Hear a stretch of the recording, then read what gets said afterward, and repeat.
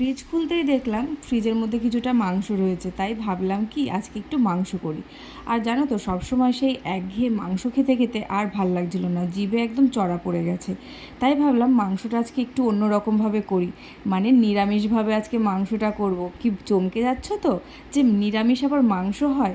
হ্যাঁ, নিরামিষভাবে আজকে মাংসটা করব। তো মাংস করার জন্য কি কি লাগছে দেখে নাও। আজকে মাংসের এই রেসিপিতে আমি কিন্তু পেঁয়াজ রসুন একদম ছোঁয়াইনি। তো চলো দেখে নাও কিভাবে মাংসটা রান্না করছি। আজকে এই মাংসটা রান্না করার জন্য লাগছে প্রথমেই কিছুটা মাংসটা কিন্তু আমি ভালো করে ধুয়ে নিয়েছি। এবার আমি মাংসের মধ্যে একেবারে পরিমাণ মতো নুন দিয়ে দেবো। এবার হাফ চামচ গোলমরিচ গুঁড়ো আর দেবো 1 চামচ টক দই। আর আমি 1 চামচ মতো ভিনিগার দিয়েছিলাম, তো সেটা দেখাতে পারিনি। তো আমি এই সব কিছু দিয়ে মাংসটাকে প্রায় 3 ঘন্টার জন্য ভালো করে মাখিয়ে আবার ফ্রিজে রেখে দেবো। এবার মাংসর জন্য লাগছে কিছুটা আদা। আমি এখানে 2টো আলু কেটে নিয়েছি ছোট ছোট করে, আর একটা টমেটো কুচি, আর 4-5টা লঙ্কা। যে যেরকম ঝাল খেতে চাও সে সেরকম লঙ্কা দিতে পারো। এবার আমি একটা মিক্সির বাটিতে কিছুটা কাজু বাদাম আর কিছুটা চালমগজ নিয়ে নিয়েছি, ওটা আমি পেস্ট করে নেব। এবার গ্যাসে কিন্তু আমি কড়াই বসিয়ে দিয়েছি। কড়াইটা একটুখানি গরম করে নিয়ে ওটার মধ্যে পরিমাণ মতো তেল দিয়ে দিলাম।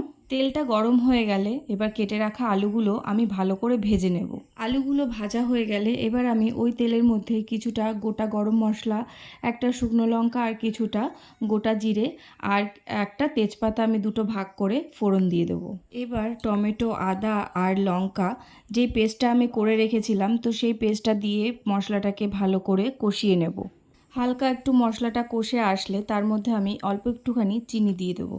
এবার দিয়ে দেবো কিছুটা টমেটো কুচি। এবার একটু নাড়াচাড়া করে এবার দিয়ে দেবো 3 ঘন্টা আগে ম্যারিনেট করে রাখা মাংসটা দেওয়ার পর আবার আমি মশলাটা দিয়ে মাংসটার সাথে একটুখানি কষিয়ে নেব। এবার দিয়ে দেবো হাফ চামচ মতো জিরে গুঁড়ো, হাফ চামচ ধনে গুঁড়ো আর দেবো সামান্য পরিমাণ গুঁড়ো গরম মশলা। তো বন্ধুরা, এবার কিন্তু মাংসটাকে আমি আবার ভালো করে নাড়াচাড়া করে এবার কিছুক্ষণের জন্য ঢেকে রাখবো। 3-4 মিনিট পর দেখো আমি ঢাকনাটা কিন্তু তুলে নিয়েছি। আর দেখো মাংস থেকে কিন্তু ভালোই জল ছেড়েছে।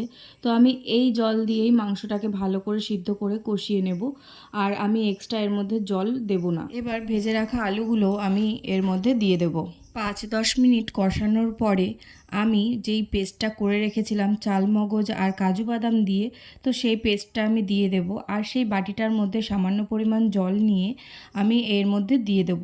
দেখো বন্ধুরা, আমি কিন্তু এর মধ্যে কোনো জল দিইনি।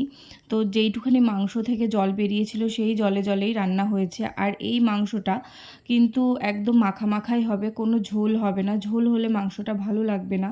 আর এই মাংসটা কিন্তু তোমরা রুটি, তারপরে তন্দুরি রুটি, তারপরে পরোটা, নান পরোটা যে কোনো কিছুর সঙ্গে তোমরা খেতে পারবে। ভাত দিয়ে খেতেও ভালো লাগবে। তো বন্ধুরা, আমার কিন্তু মাংসটা হয়ে গেছে। আর দেখো এর মধ্যে কিন্তু আমি আবার সামান্য পরিমাণ গুঁড়ো গরম মশলা দিয়ে দিয়েছি, আর দিয়ে দিলাম 2 চামচ মতো ঘি, আর দিয়ে দিলাম সামান্য পরিমাণ কেশরি মেথি। এবার গ্যাস বন্ধ করে কড়াইটা 5-10 মিনিটের জন্য ঢাকা দিয়ে রেখে দেবো। তো বন্ধুরা, আজকে কিন্তু আমার এই নিরামিষের চিকেন রেসিপিটা একদম পুরোপুরি তৈরি হয়ে গেছে। আর দেখতেও যতটা সুন্দর হয়েছে, খেতেও কিন্তু অসাধারণ হয়েছে। তোমরাও বাড়িতে একবার ট্রাই করে দেখো, অবশ্যই তোমাদের খুবই ভালো লাগবে। আর আমি কিন্তু একদম রুটি আর চিকেনটা নিয়ে বসে পড়েছি, সাথে একটুখানি স্যালাডও নিয়ে নিয়েছি। তো আজকের মতন টাটা। আর একটা নতুন রেসিপি নিয়ে তোমাদের সঙ্গে আবার খুব তাড়াতাড়ি দেখা হবে। আর হ্যাঁ, যারা যারা আমার এই চ্যানেলে প্রথম রয়েছে তারা তারা অবশ্যই কিন্তু আমার চ্যানেলটাকে সাবস্ক্রাইব করে দিও, আর পাশে থাকা বেল আইকনটা অবশ্যই প্রেস করে দিও, যাতে নতুন নতুন রেসিপিগুলো খুব তাড়াতাড়ি তোমাদের কাছে চলে যায়। তো আজকের মতন টাটা।